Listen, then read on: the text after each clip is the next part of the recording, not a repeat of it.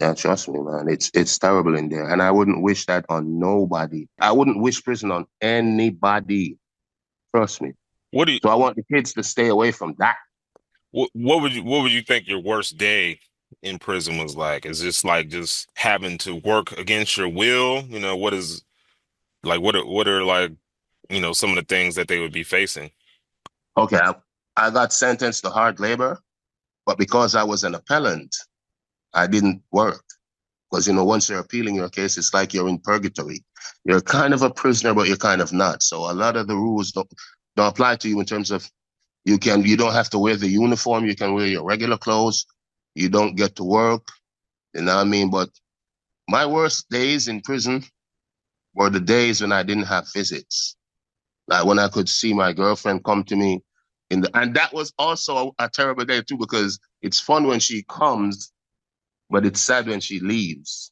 It's bittersweet, as people would say. So, you know what I mean? Every time she goes away. Yeah, she's right there. What was your reaction when you found out that it was official? Vibes is gone. I, I, even now I haven't processed it. Even now, I tell people this and they think I'm joking or I'm trying to be emotional. Even now, I haven't processed it. Sometimes I wake up. Sometimes I'm afraid to post because I think I'm in prison and I have to hide my phone.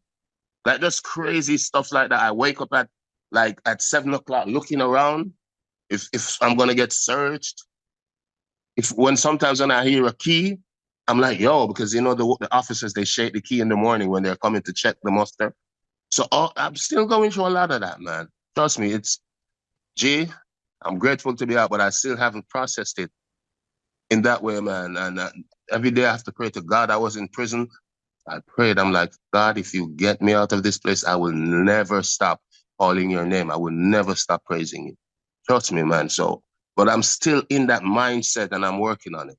It's PTSD. mental. Yeah, man. It's very mental. Mental damage, man, and mental health. Black people don't like to really talk about it, but it's a real thing. So I'm telling you.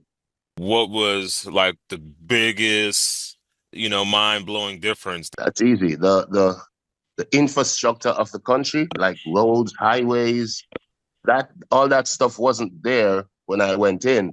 And also the internet. The internet has changed dramatically.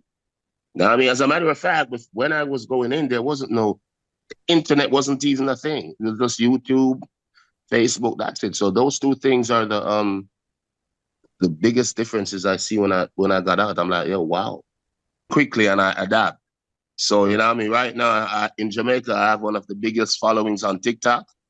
You know what I mean? And my Instagram is growing steadily. When I came out, it was 1.2, 1.1. 1.1. Now it's like 3 something or 2.8. So, and it's only been a month. So, you know what I mean? The progress is good, steady and good.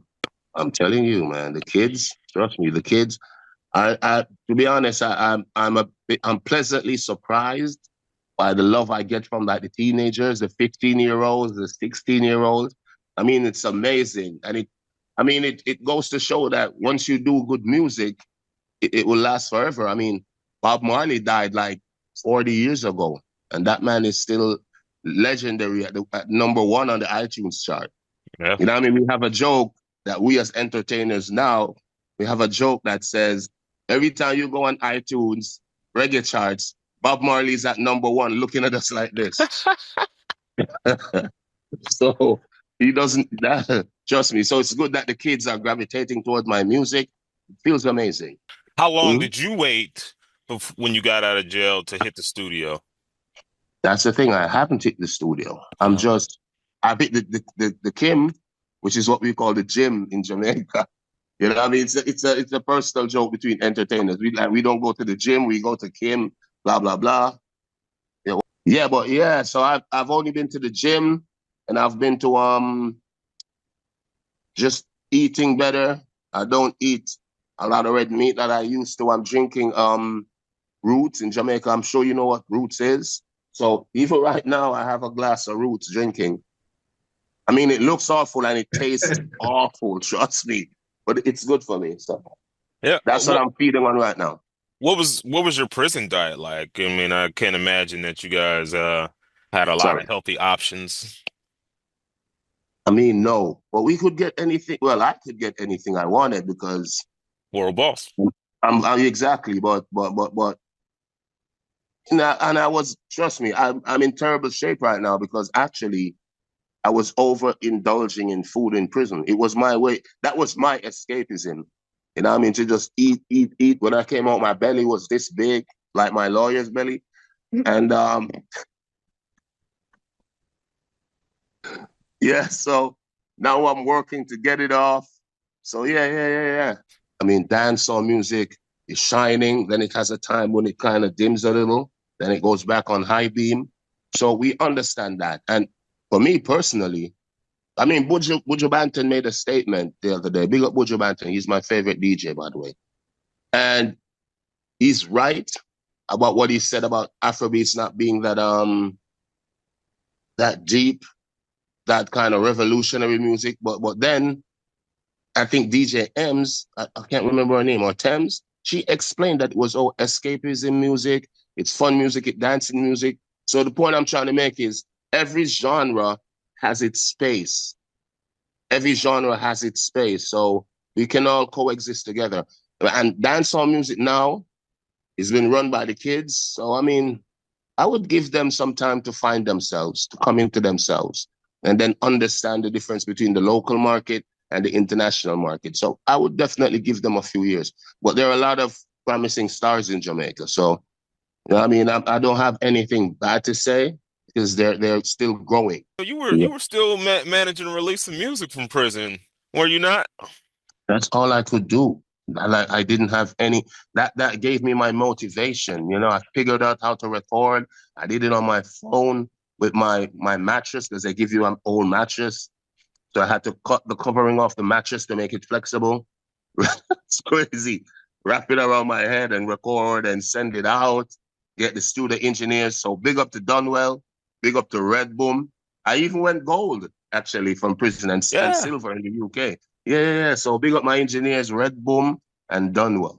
I'm an artist. Fundamentally, I have to do art. I have to record. I have to record. I figured out how to do it because a lot of at one point all the songs, because I used to record a lot of songs Hmm. before I got arrested. All those songs were released, so we didn't have anything in our archives. So I had to figure out a way to record, record, and trust me, I did. Thank God, and it was amazing. At first, it was very tedious. It was very hard because I didn't figure out how to use the mattress. So a lot of the early songs, they sounded metallic and they didn't sound, they sounded like you could hear the echo. You could hear the officers outside. So yeah, it was crazy. So we figured it out and yeah, the rest is history, as they say. So That's lit. That's lit. yeah, How man. Thank how you. how long do you think until you get back to performing and getting back to your regular self, or is it just a day-to-day situation? Okay, I have a concert December 31st in Jamaica. That's the first concert. It's called Freedom Street. And that's what I'm working towards now, like getting fit, getting healthy. I'm not even focused on the studios yet because, like you said earlier, the songs are having a resurgence and they're all over TikTok. So I'm good on the social media space. I'm good in the dance hall, so I have time to work out and build that fitness, get my lungs back open like a giant.